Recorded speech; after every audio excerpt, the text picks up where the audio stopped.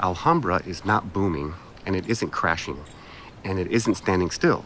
Inventory is rising, buyer demand remains surprisingly steady, sellers still have the advantage, but they have less room for mistakes.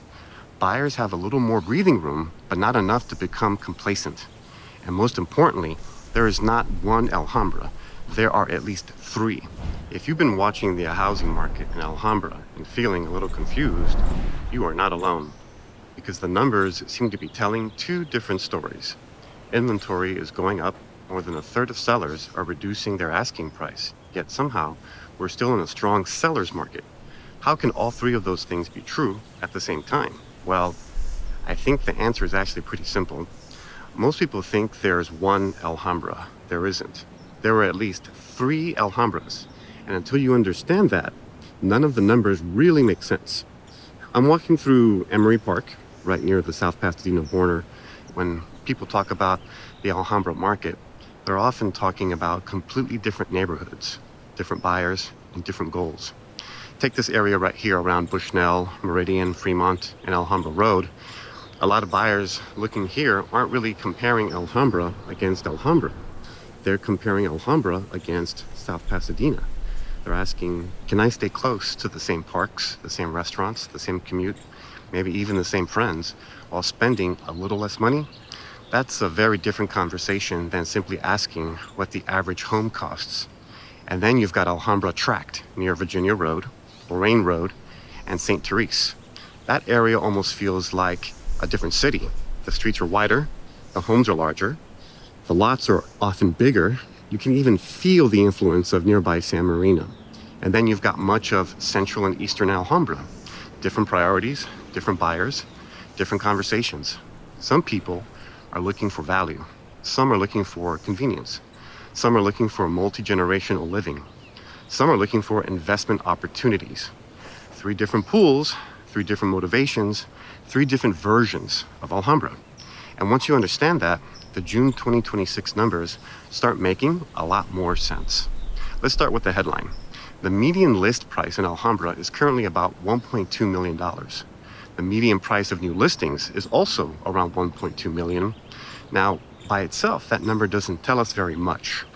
The better question is, what does $1.2 million buy you, depending on which Alhambra you're talking about?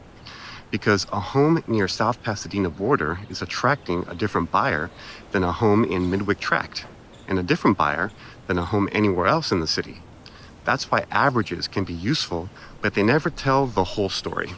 Now, let's take a look at inventory. There are currently just 19 homes on the market.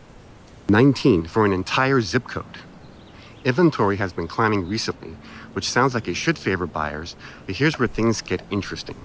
The Market Action Index, which measures the relationship between supply and demand, currently sits at 47. Last month it was 41. Today it's 47.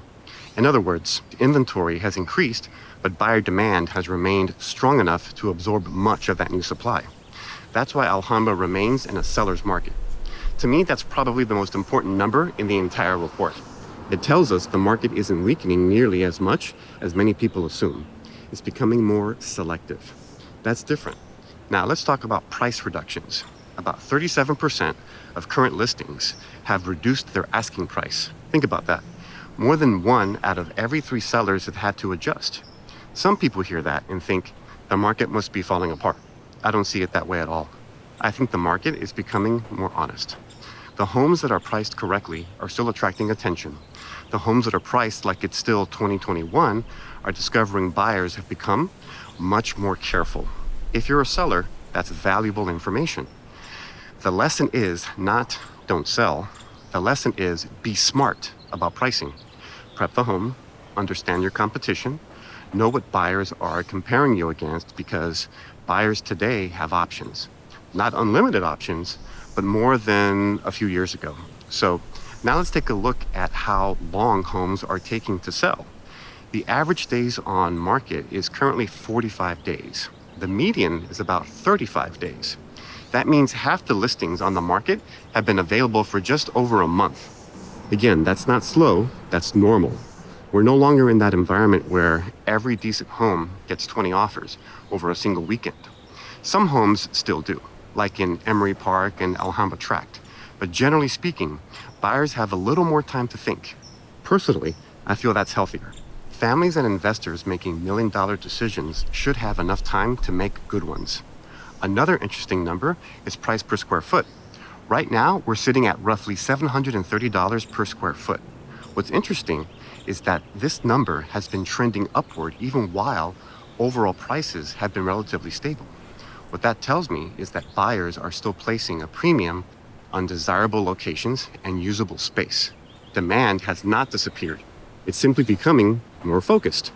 The June report also estimates median rent at about $3,500 per month. That's another reminder of why so many families continue to wrestle with the rent versus own decision. Neither path is easy right now, but understanding the numbers helps people make better decisions for their own situation. So what does this all really mean? Alhambra is not booming, and it isn't crashing, and it isn't standing still. Inventory is rising, buyer demand remains surprisingly steady. Sellers still have the advantage, but they have less room for mistakes. Buyers have a little more breathing room, but not enough to become complacent. And most importantly, there is not one Alhambra. There are at least three. There's the South Pasadena adjacent Alhambra around Emery Park. There's the San Marino adjacent Alhambra around Alhambra Tract.